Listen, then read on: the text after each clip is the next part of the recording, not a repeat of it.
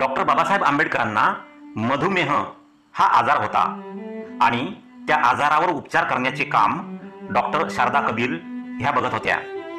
तेव्हा दोघांचा परिचय वाढून दोघांनी परस्पर संमतीने विवाह करण्याचा निर्णय घेतला।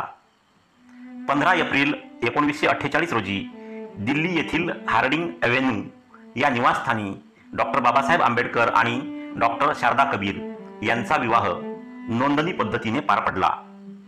हा विवाह आंतरजातीय होता। डॉक्टर शारदा कबीर ह्या ब्राह्मण जातीतील होत्या।